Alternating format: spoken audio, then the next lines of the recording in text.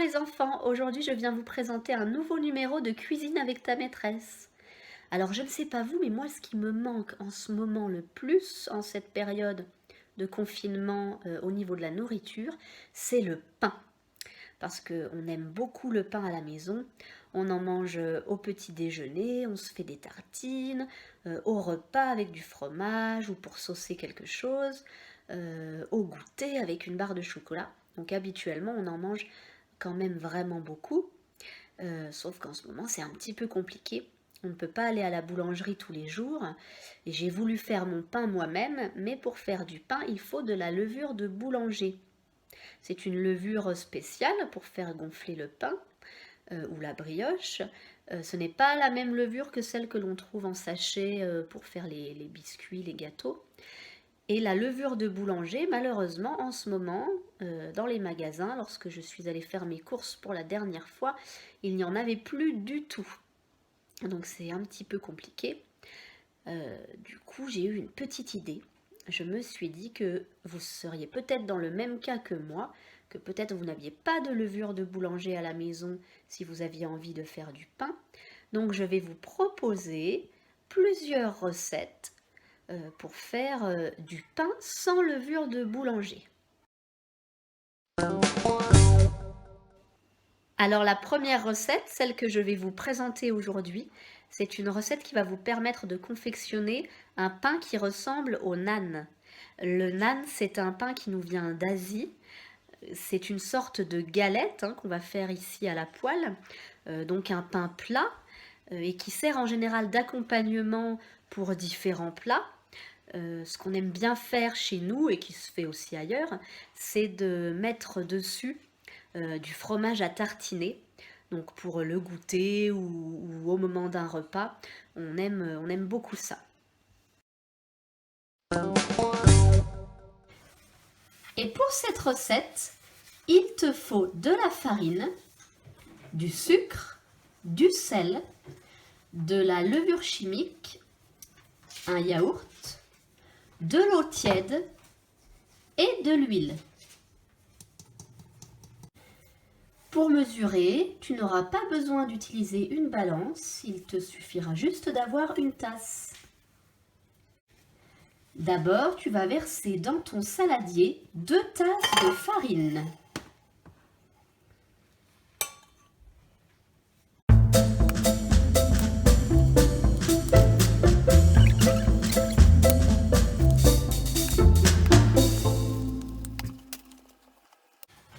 Ensuite, ajoute une pincée de sel et une cuillère à soupe de sucre.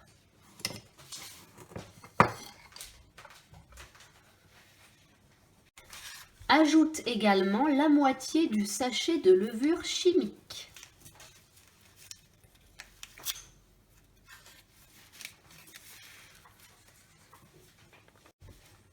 Dans ce mélange, avec tes mains, tu vas former un puits.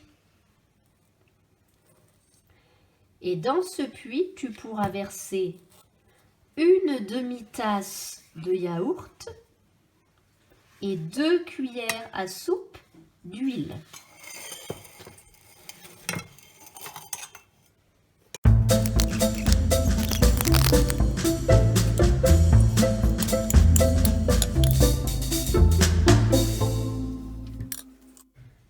Tu peux mélanger avec tes mains en faisant tourner la préparation du milieu vers le bord. Donc tu amènes la farine vers le milieu du puits.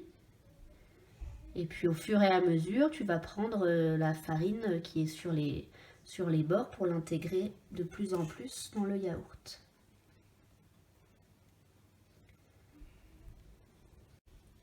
Une fois que tu as bien mélangé tout ça, tu vas rajouter l'eau tiède, mais vraiment petit à petit, car tu dois obtenir une boule de pâte lisse et pas collante.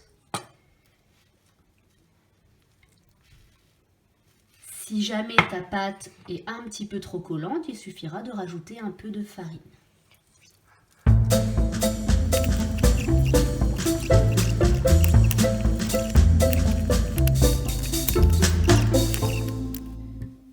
as formé une boule avec ta pâte, tu vas pouvoir la diviser en 8 petites boules, à peu près.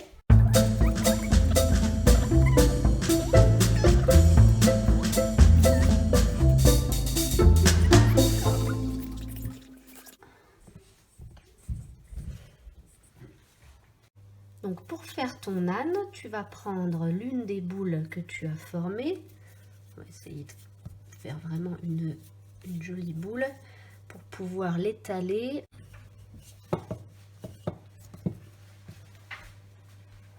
Alors on n'hésite pas à ajouter un petit peu de farine si ça colle un petit peu au plan de travail, et on va essayer de faire quelque chose de plus ou moins rond, mais au final ça n'a pas vraiment d'importance si ça n'est pas le cas.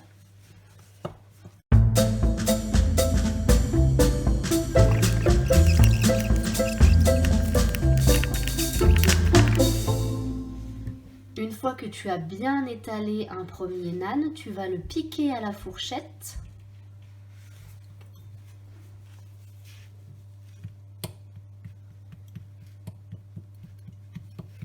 Et ensuite, tu vas pouvoir le faire cuire dans une poêle bien chaude. Alors ici, on a pris notre poêle à crêpes. Si tu n'as pas de poêle à crêpes, ce n'est pas grave. Une poêle classique ira tout aussi bien. Tu déposes ton âne dans la poêle. Et il n'y a plus qu'à attendre que ça cuise. Alors c'est très rapide, hein. C'est à peu près plus ou moins 1 à 2 minutes de chaque côté. En fait, il faut surveiller un petit peu la cuisson. Normalement, ça va former des bulles. Je ne sais pas si tu le vois là. Je vais essayer de filmer de plus près. Voilà, ça forme des bulles. C'est comme si la pâte se soulevait un petit peu à certains endroits. Donc ça, c'est tout à fait normal. Et ça veut dire, une fois qu'il y a beaucoup de bulles, que toutes les bulles sont formées, en général, c'est que c'est bien cuit sur l'autre face. Donc là, on a beaucoup de bulles, on les voit bien. Ça s'est soulevé un petit peu de partout. On va regarder si c'est cuit. Hop là. Voilà, c'est exactement ça. Ça fait des petites taches marron, et ça va faire la même chose de l'autre côté.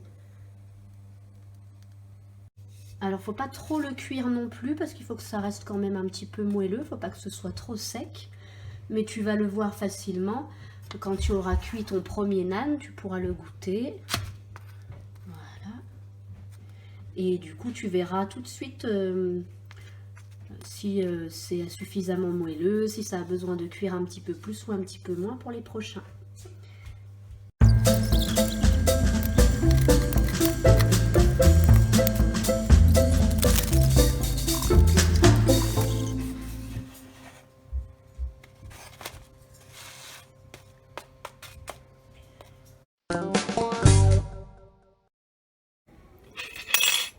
Et voilà, tous nos nanes sont cuits. On va pouvoir passer à la dégustation. Et on va faire ce qu'on préfère ici, c'est-à-dire mettre du fromage à tartiner dessus. Du fromage bien connu. Hop là.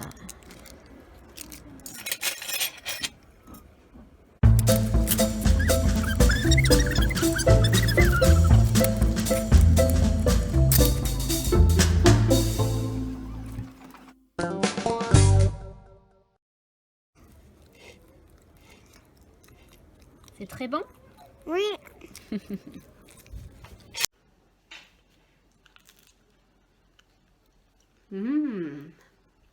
Ils sont parfaitement moelleux, comme on les aime, surtout avec le fromage à l'intérieur.